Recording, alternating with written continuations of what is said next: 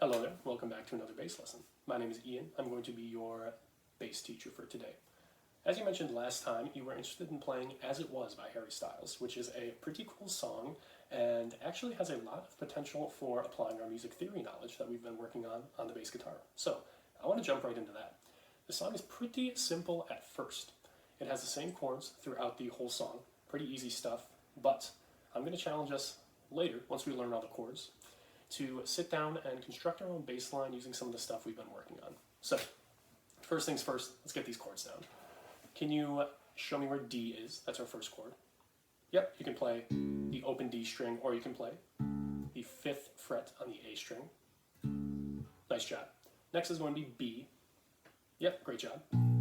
2nd fret on the A string. Next is going to be E. Yep, low E string, that's a great choice. And last one is going to be A. Exactly, open A string, right there.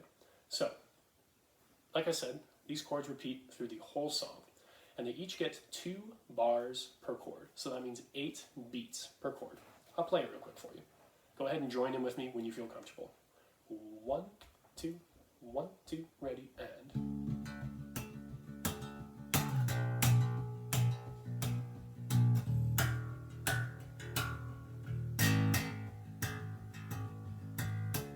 Yep, join in whenever.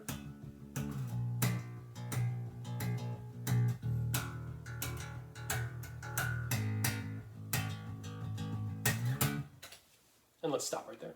So, as I'm sure you have just figured out, this might get a little bit boring playing same thing through the whole song.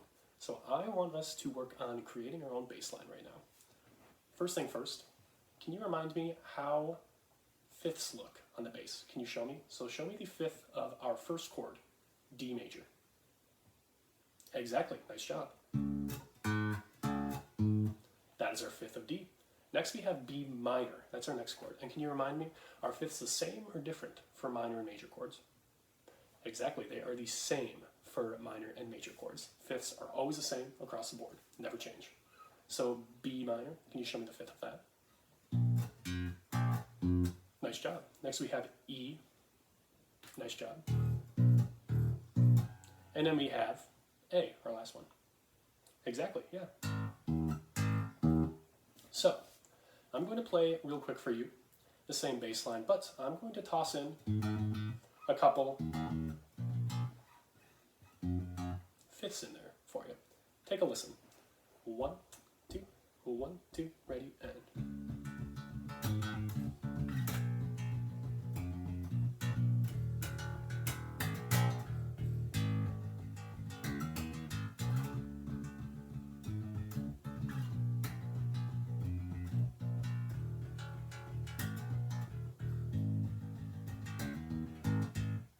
Just like that. So you hear how I threw them in? They weren't exactly the same every time, but I would pop them in every once in a while.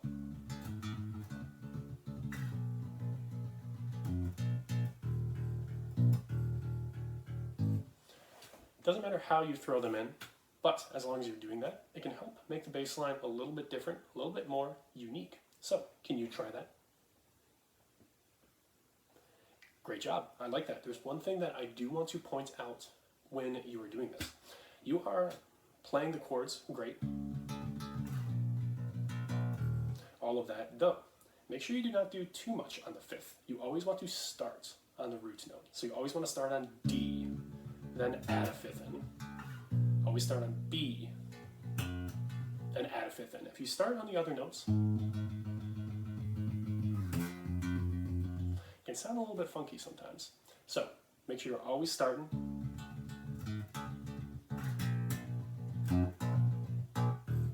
on the root notes, like we talked about, not the 5th. You always want to start on the root notes, like we talked about. Try it one more time. There we go, great job. That sounds awesome. So, let's continue on working with this, adding in some different 5ths, and I want to focus on changing how the bass line sounds through the verses and through the chorus, just to add a little bit of contrast between those two parts. So, let's go ahead and start working on that right now.